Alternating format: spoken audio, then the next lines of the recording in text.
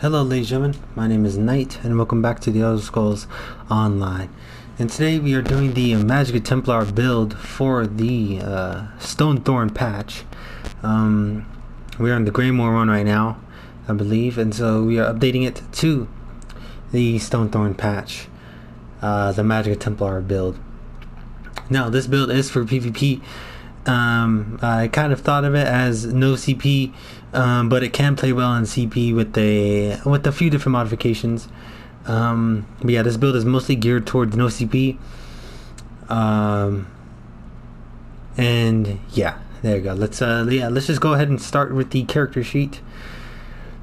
So unbuffed, we do have 46,000 of Magicka, 15k health, 16 Magicka recovery, 744 health recovery, 2045 spell damage, 39% spell crit, with 19.5 spell resistance, with almost 9,000 physical resistance, 2020 critical resistance for the win. Let's go ahead and just buff these stats, right? And we'll check it on our front bar. So front bar fully buffed, do 2658 spell damage with 27,505 spell, 16,813 physical resistance, and 2020 critical resistance, standing in the rune with major and minor sorcery on. Yeah, those are the stats we're working with. You do notice that the spell resistance and the physical resistance is pretty low. But yeah, that's kind of counteracted by the amount of healing power we kind of do with this build. And we do a lot of damage. The meta is running a little bit of Magicka recovery and putting on more damage.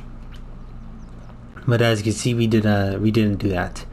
64 in the Magicka as usual. We're running Clockwork Citrus Fillet. Yeah, this food is just pretty good. Max health, health recovery, max mag, and Magicka recovery. You could go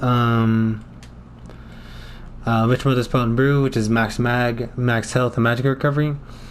That food's pretty good, but the health recovery and the stamina, right? The health, I think. Hold on.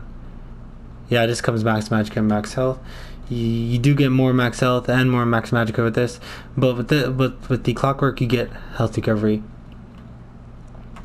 Also, there's a try food out there you can use.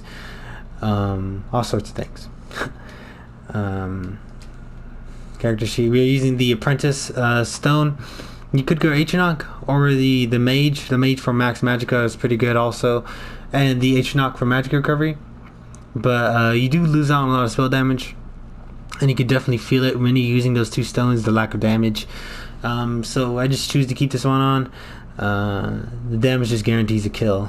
But yeah. Alright, but let's head on to our inventory, our gear sets we're running, and let's check those out. Alright, so starting from the top, with our front bar, we're running Crafty Afreek's Lightning Staff. Lightning Staff is pretty bread and butter for Magicka Templar. We do gain a lot from the AoE benefit from the Lightning Staff passive. Crafty Afreek with a triple drain. Poison, drain health, drain Magicka, and drain stamina. Sharpened. Could go infused also, but that means you wouldn't be able to run poison. But yeah, Crafty Afreek we're running as our front bar set. This max Magicka is really good on Magicka Templar. It does boost our healing by quite a bit, and Purifying Sunlight does scale the most off of max Magicka. Also, our ultimate does as well. But the Purifying Light, the maximum copy damage you can see is 27,000. If you weren't running Crafty Afreek and we were running something like Lich, Bright Throats, this would be around 21,000. But Crafty Afreek does boost that damage by quite a lot, actually. So that is our front bar set. Sharpened Lightning Staff with a triple drain poison. Back bar is Crafty Afreek's one-hander, powered with a weapon damage enchantment. You could go defending with the weapon damage enchantment or poison, but power just boosts our heals, especially since we do receive 10% of the healing with the Stonethorn patch and the Greymoor patch. We receive 10% more healing, so this does help. Our shield is infused Nothing to really say about that one. You could go Tri-Stat on all the big pieces too. That does, you could definitely tell a difference with that one. Our jewelry is Crafty Elf weak. Double spell damage with 1 magic recovery. Infused spell damage is also good too on the rings. You do a lot of damage with that, but of course, our max stats are a lot. You'll be running around 43k max magic, 42k with those infused. So yeah, this is just the healthy balance I chose to do. And now our 5 body piece is going to be spinners. You have a lot of damage choices this going into Stonethorn. You have a lot of damage sets you can run on the 5-piece. Spinners is pretty good. Max mag, spell damage, spell pen. So we do get a healthy balance between our stats and our damage we are doing. The other main meta damage set for Magic Templar is Stuns. Stuns just gives you so much damage. You don't achieve as much damage with spinners, but the 2 max Magicka benefits on the 2 and 3 piece really help with our max Magicka. It's going to be 3 impen on the raised hands and feet with the legs and chest infused. Some alternates you could run is Stuns. Stuns is a lot of damage, penetration. The penetration really helps a lot this patch because you just having a lot of spell damage but not having a lot of penetration, you can feel the damage you're losing. Another good damage set is War Maidens. You get a lot of magic damage. And Scathing Mage. Scathing Mage is really good. And Burning Spellweave. Burning Spellweave is a really good set too.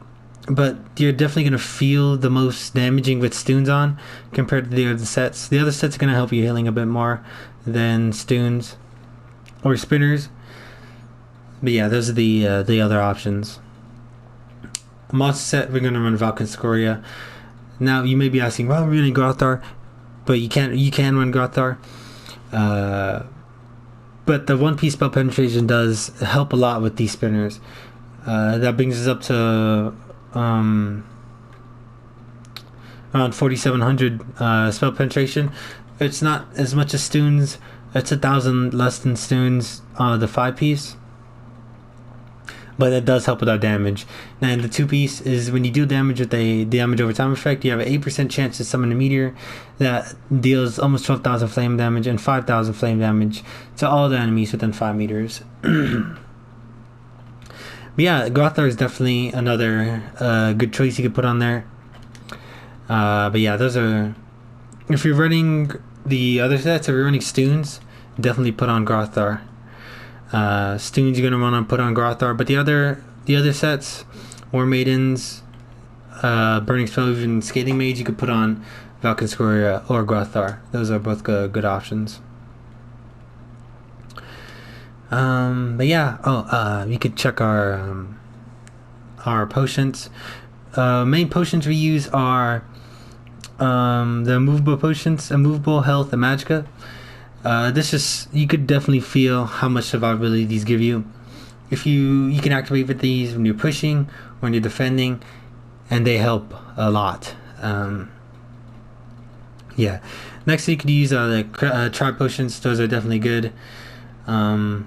But yeah, you're gonna want tri potions or immovability, whichever one. Yeah, Crafty Elf, Feek, Spinners, and Valken Square. That is our main build we're running. But yeah, let's go ahead and get into our skills. So on our front bar, we're running Puncturing Sweep. Puncturing Sweep is our Magic Templar bread and butter skill. You really don't want to take this off your bar at all. Yeah, that's pretty much all I have to say about this one. Solar Barrage, you could go Solar Flare for the Defile, but this build is really this does a lot of damage, and Solar Barrage helps our AoE. You can see by doing that, and it gives us empowering for the entire duration, which helps boost our heavy attacks and which boosts our light attacks. I mean, which is boosted again a lot by our max stats. So Solar Barrage, and the next is Purifying Light. Purifying Light. This does so much damage. This patch. It feels like. Yeah. Also the healing attached to it. There's a good amount of healing attached with it. Let's just go ahead and place that on there, and then if you place this when it's over, we do get the healing from down every 2 seconds, like the Purify Ring. It does about the same amount of healing. So yeah, you're gonna want to put that on an enemy if they're coming at you. You're gonna want that on. This can crit also, dealing so much damage. But yeah. Next we have Toppling Charge, a Magic Templar, bread and butter skill. Same with Purifying Light. You're gonna want Toppling Charge on always. It does a good amount of damage. Yeah, see, we almost got 10k right there, and it sets the enemies off balance and interrupt them. So you get 2 debuffs. This is the main skill you're gonna use if you use stuns. That's the skill that's gonna set off balance for you. We have a flex spot right here. It's gonna be Inner Light. This is just slotted for the max stats and the spell crit.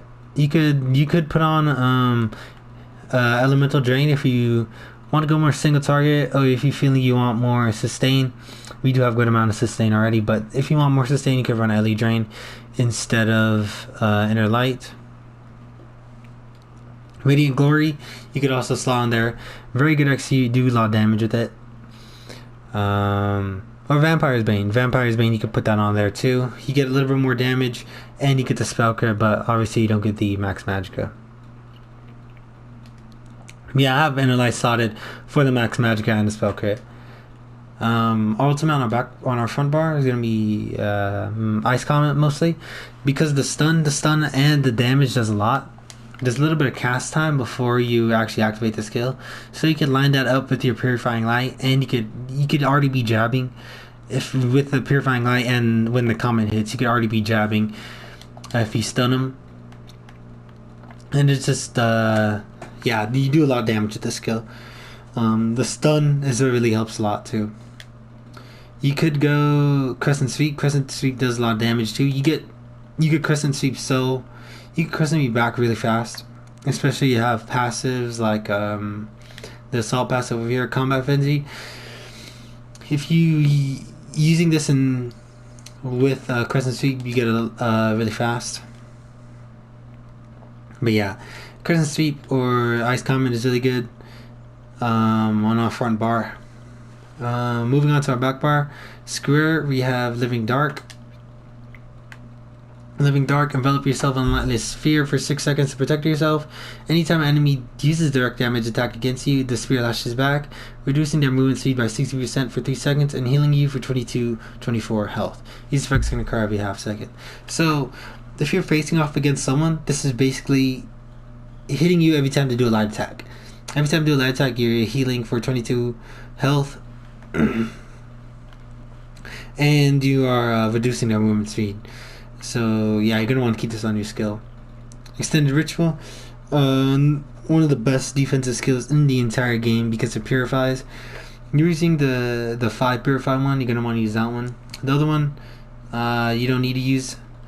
But this is just the best more for that skill. You get a healing also, and it scales with your highest offensive stats anyways.